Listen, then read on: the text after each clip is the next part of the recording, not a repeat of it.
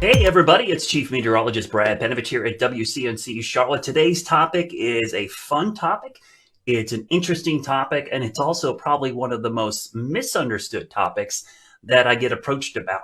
Everybody has heard of Doppler radar. You've seen it on TV, you've seen it on your phone, you've seen it online, but very few people really understand some of the basics of how Doppler radar works. More importantly, some of the advantages of Doppler radar, but also a lot of the disadvantages because we see it on maps. We think that Doppler radar is uniform and easily accessible everywhere. It really isn't. So I wanted to talk today about Doppler radar. I'm going to show you some real life examples. We're going to pull up the Doppler radar, show you some cool things we can do with it to kind of examine storms. But I wanted to focus a little bit today about the basics. So first things first, over on to my left or to you, screen right, over this way, you see what a Doppler radar tower looks like. It looks like a giant soccer ball on top of a cell phone tower. Now, that soccer ball is actually what we call the radome. It protects the dish, which is inside. There's a giant dish in there that is rotating generally once per minute or 1 RPM. And it's sending out a beam of microwave energy. So to show you what this looks like, I'm going to show you a little diagram here. So this radar, that's what it looks like if you take that soccer ball off it, which protects it from the elements and also allows it to kind of eliminate some of what we call ground clutter and other issues. It sends out a beam of energy that's microwave. Now, the microwave energy is kind of similar to what's in your microwave oven. It's not as strong, obviously, but it's very similar. It shoots out, there's two parts, a transmitter and a receiver. So in the middle of the dish is the transmitter. It shoots out this pulse of energy. It goes out and bounces off of something. In this case, we're trying to bounce it off raindrops, hail, snowflakes, whatever's in the atmosphere. Sometimes, though, because there's bugs, bats, dirt, other things, smoke, it'll bounce back and show up as well. And the dish receives that as it rotates once a minute. Now, the frequencies we're talking about are basically microwaves. So you can see it right here in the middle of your screen. The size of the waves are pretty big. They're about the size between a human and a butterfly. So that's why we pick up a lot of insects. And you could see the wavelengths get smaller as you go into the visible, ultraviolet, X-ray, and gamma rays, just to show you. And this wavy pattern you see at the top is essentially the pattern that we see in microwaves and kind of shows you that general frequency that we see with radar. Now, one of the interesting things about radar is the radar we use has a name called Doppler radar. You probably just take the Doppler part for granted, but this has to do with the Doppler effect. Now, what's the Doppler effect? Well, the Doppler effect means that the frequency of either sound waves or energy waves or even light waves change their frequency based on whether they're coming at you or away from you. So what you're looking at here is an ambulance that is traveling towards a person. The sound waves will change as the ambulance sound gets closer to you. You may have heard this at a train crossing where the horn of the train coming at you sounds like, meow. That's because of the Doppler effect. Now, we use this with radar to show us when raindrops, snowflakes, or more importantly, wind is going away or towards the radar. And let me show you an example of this. I'm going to actually mute my microphone here in a second and show you this Doppler effect with a YouTube video. So I'm going to bring it up here. I'm going to mute my mic and I'll bring up the audio here.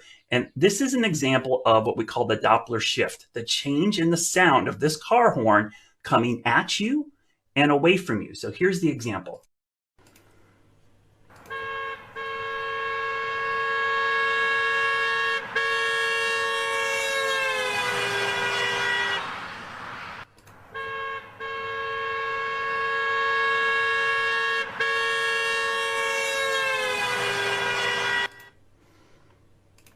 All right, did you hear that difference? The car horn is making the same sound until it gets past us and the frequency changes.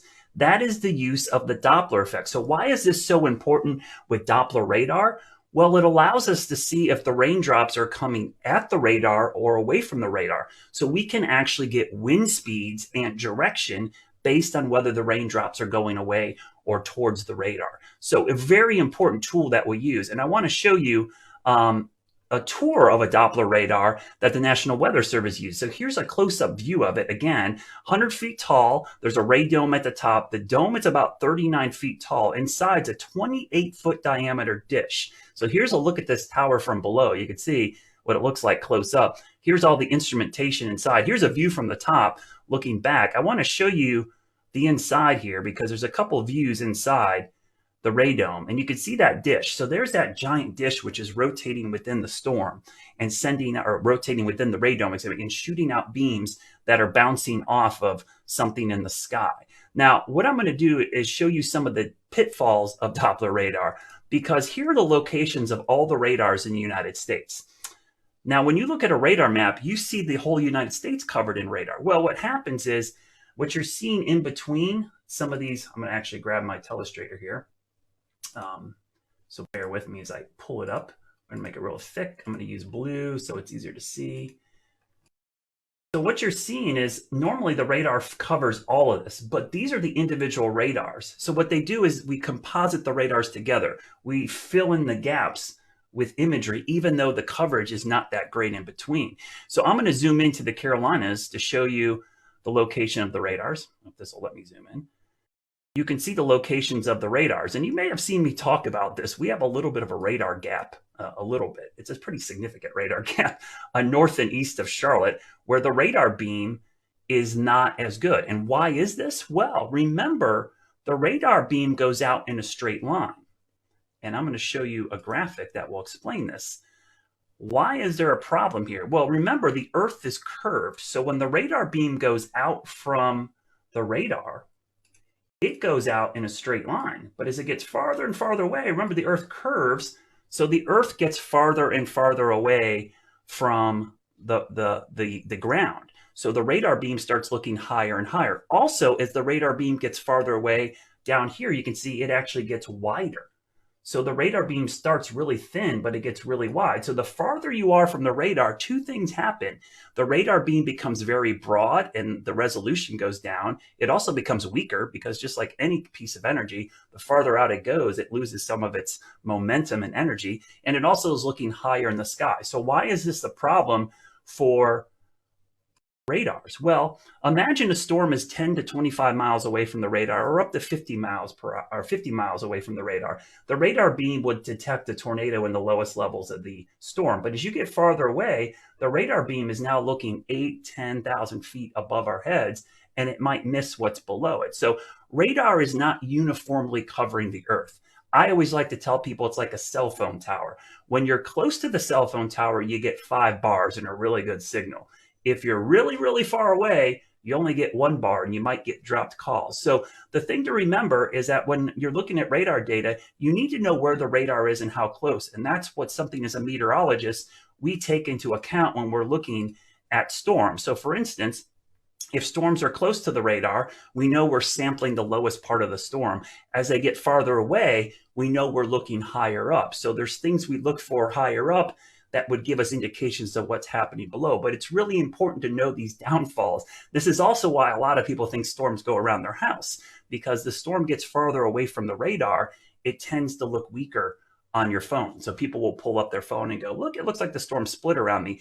It really didn't split around you. It's more of a factor of it's getting farther away from the radar, and the radar is not seeing it. This is also why sometimes storms moving through the mountains look like they're getting weaker, and a lot of people think the mountains break it up. But if you look carefully on the map, the mountains are in an area where there's not really good coverage. So as they cross the mountains, it looks like they weaken because they're getting out of range of the radar. So this is really important to understand some of the downfalls of the radar, but also some of the things that radar can allow us to do.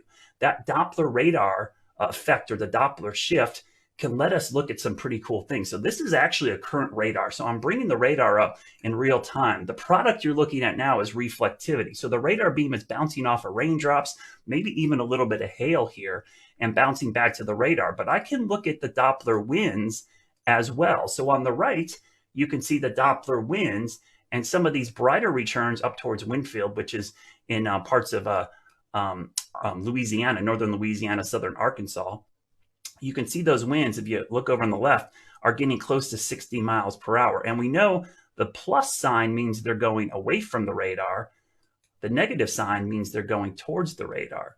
So one of the cool things we can do with radar, not only does it shoot out a beam at the lowest levels, it will scan vertically into the sky. So it'll do slices as it goes higher. And when you put those all together, you can get really cool 3D images of the storm. And I'm going to show you what that looks like. So we're going to do what's called a volumetric scan of the storm. And when we scan it, we can get a 3D rendering of what the storm looks like. So what's happening here is you can actually see the structure of the storm, cumulonimbus cloud down to the bottom. It actually looks like a thunderstorm with the overshooting top. So a picture perfect look at a thunderstorm. So what the radar is doing, it shoots a beam here, here, here, here. It shoots several beams up and then it composites them together to create what we call a volume scan, a scan of the storm. And why is this important? Well, now I'm not underneath this storm, but I know exactly what it looks like by looking at it. Something else we can do with that volume scan is we can do a cross section. We can slice across the storm and see what it looks like in the vertical. So you can see the legend here. This is 60,000 feet at the top. This storm right now in Louisiana is up around 46,000 feet into the atmosphere. And we can plot lines on this as well. This red line is minus 20 degrees Celsius. And this yellow line is the freezing level at about, it looks to be right around, I'm looking at the elevation here, looks to be about 12,000 feet. So that's pretty high, probably no hail. But if I saw that freezing level closer to the ground, I would be worried about hail.